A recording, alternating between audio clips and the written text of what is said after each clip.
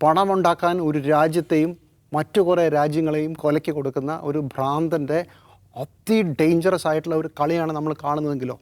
6 അക്കൗണ്ടുകൾ പുതുതായി ഇതുപോലത്തെ ബെറ്റിംഗ് മാർക്കറ്റുകൾ ദുരൂഹമായി പ്രത്യക്ഷപ്പെട്ടു.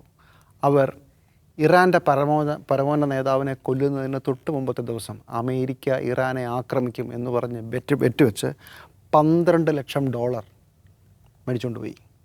ബെറ്റ് വെച്ച് ഈ 6ൽ 5 അക്കൗണ്ടുകൾ അതിനുശേഷം പിന്നെ അനങ്ങിയിട്ടില്ല, ഡിഫങ്റ്റാണ്.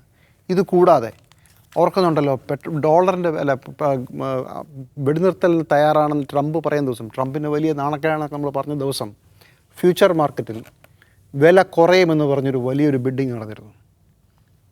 അതിനെക്കുറിച്ച് ഇപ്പോൾ അന്വേഷണം നടക്കുകയാണ്. അതായത് ഔട്ട് ഓഫ് ദ ബ്ലൂ ട്രംപിന് വട്ടാണെന്നും ട്രംപ് പേടിച്ചെന്നും ട്രംപ് തോറ്റെന്നും പറഞ്ഞ് നമ്മൾ ആഘോഷിച്ച വാർത്ത, ആ വാർത്തയുടെ തലേ ദിവസം ഫ്യൂച്ചർ മാർക്കറ്റ്, അതായത് നാളെ വില എത്ര എന്നതെന്ന് വെച്ചാൽ, ഇപ്പം നിങ്ങൾക്ക് 10 രൂപ ഒരു സാധനത്തിന് നാളെ വിലയാവുമെങ്കിൽ നിങ്ങൾക്ക് പറയാം ഞാനത് എൻ്റെ ഒരു ഉൽപ്പന്നമുണ്ട്, ഞാൻ 12 രൂപയ്ക്ക് വിൽക്കാനിട്ടിരിക്കുന്നു പറഞ്ഞാൽ അതാരെങ്കിലും വാങ്ങിക്കാൻ അവിടെ തയ്യാറായാൽ 10 രൂപയെ മാർക്കറ്റിൽ വിലയുള്ളെങ്കിലും 12 രൂപയ്ക്ക് നിങ്ങൾ വാങ്ങിക്കാൻ നിർബന്ധിതനാവും. അപ്പോൾ നാളത്തെ വില എത്രയാണെന്ന് നിങ്ങൾ അറിയണം. അതാണ് ഇതിനകത്തെ കളി. അങ്ങനത്തെ ഫ്യൂച്ചർ മാർക്കറ്റിൽ നാളെ വില ഇടിയും എന്ന് മനസ്സിലാക്കി വളരെ വലിയ കച്ചവടം നടന്നിട്ടുണ്ട്. ഇത് മുഴുവൻ ട്രംപിൻ്റെ പരിപാടിയാണെന്ന് സംശയിക്കുന്ന രീതിയിലുള്ള റിപ്പോർട്ടാണ് BBC, വേറെ ചെറിയ മാധ്യമമൊന്നുമില്ല, BBCയുടെ ഇൻവെസ്റ്റിഗേറ്റീവ് റിപ്പോർട്ടാണ്. ബെറ്റിംഗ് മാർക്കറ്റുകളിലും ഫ്യൂച്ചർ മാർക്കറ്റുകളിലും വളരെ വലിയ സ്പെക്കുലേറ്റീവ് ട്രേഡുകൾ നടന്നുകൊണ്ടേയിരിക്കുകയാണ്. അപ്പോൾ നമ്മൾ ഈ കഥകളെ മുഴുവൻ തിരിച്ചൊന്ന് വായിച്ചു നോക്കൂ. ട്രംപിന് ഭ്രാന്തല്ല സത്യത്തിൽ. ട്രംപ് ഒരു ഗംഭീര ബിസിനസ്മാനായി രാജ്യത്തിന് വേണ്ടി പ്രവർത്തിക്കുന്നതാണെന്ന് പറഞ്ഞുകൊണ്ട് സ്വന്തം കുടുംബത്തിനും അവനവന് തന്നെയും പൈസ ഉണ്ടാക്കുന്ന വേറൊരു കച്ചവടം നടത്തിക്കൊണ്ടിരിക്കുകയായിരുന്നു. അതിൽ ട്രംപ് ജൂനിയറാണ് ട്രംപിന് വേണ്ടി പണി മുഴുവൻ നടത്തിക്കൊണ്ടിരുന്നത് തെളിഞ്ഞാലോ.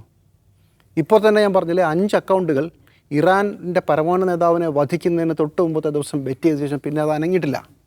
ഇതാണ് സിറ്റുവേഷൻ. അപ്പോൾ ട്രംപ് കച്ചവടക്കാരനായിട്ട് ഒരാൾ പ്രസിഡൻ്റ് ആവുന്നത് കുഴപ്പമില്ല, പക്ഷേ ആ പണി അയാൾ വീണ്ടും തുടർന്നാലോ. ട്രംപിൻ്റെ മുഴുവൻ പരിപാടി, അപ്പോൾ നമ്മളിപ്പോൾ ട്രംപ് എന്തിനാണ് ഇറാൻ യുദ്ധത്തിനെ ചർച്ചയ്ക്കേ വരുന്നില്ല എന്ന് പറയുമ്പോൾ JD വാൻസിനോട് നിങ്ങൾ ഇസ്ലാമാബാദിലേക്ക് പോകുമെന്ന് പറയുന്നത്, അമേരിക്കയുടെ പ്ലെയിൻ അവിടെ എത്തുന്നുണ്ട്, അമേരിക്കയുടെ സുരക്ഷാ ഉദ്യോഗസ്ഥർ വരുന്നുണ്ട്, പ്രധാനപ്പെട്ട ഉദ്യോഗസ്ഥരെല്ലാം ചർച്ചയ്ക്ക് വരുന്നുണ്ട്, ഇറാൻ ഇല്ല. അപ്പോൾ വീണ്ടും നമ്മൾ കൺഫ്യൂഷനാണ്. എന്താണ്?